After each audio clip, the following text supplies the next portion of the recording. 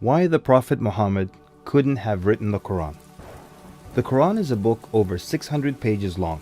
It covers a wide range of topics and was revealed bit by bit over a period of 23 years. So if a man wrote the Quran, we already have a number of problems. If you're going to write a book like the Quran and claim it's from God, you can't make any mistakes. The book can't contradict itself, and you have to keep it consistent as you add to it over a period of 23 years and keep the message consistent. The grammar and style also have to remain the same. If the Quran is not from God, Muhammad would have to write it himself.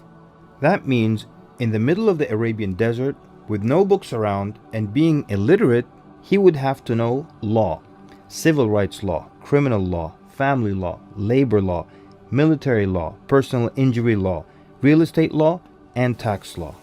He would have to know history.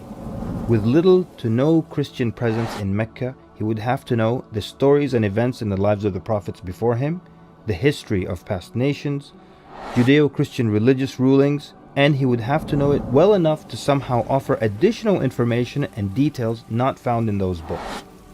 He would have to know how to develop a nation, how to start a government, know about worship and purification, invent dietary laws, know psychology, about raising children, arbitration, distribution of wealth, finance, and business. In the area of science, he would have to know embryology, oceanography, about plate tectonics, cloud formation, UV rays, know about plants, mountains, bees, the human brain, the Big Bang, and the expansion of the universe. And in order to make the book complete, he would have to have knowledge of the future so he can write things that will happen in the years to come. He would have to be a time traveler in order to insert his name and mention in the Bible. If he's claiming that the book he wrote is from God, it must not have a single solution that doesn't work. He must also keep his emotions and personal life out of the book. The book should not reflect happy times nor sad times in his life. The writing should not become cheerful and optimistic, nor sad and gloomy as if a human wrote it. But when you read the Quran cover to cover, you can't sense when his wife died, when his daughters got married, when his grandchildren were born, when he was victorious, and when he was defeated. To anyone who examines the Quran, it becomes perfectly clear that there is no way a man in the desert 1400 years ago could have written such a book. But what if it were a committee of brilliant minds, a secret society that is in charge of correcting, updating, and rewriting the Quran over the years? Their job would be to make sure that the book appears to be accurate, has no mistakes or contradictions, and to keep updating it to agree with science and the changing world. If that were the case, then there would be other versions of the Quran.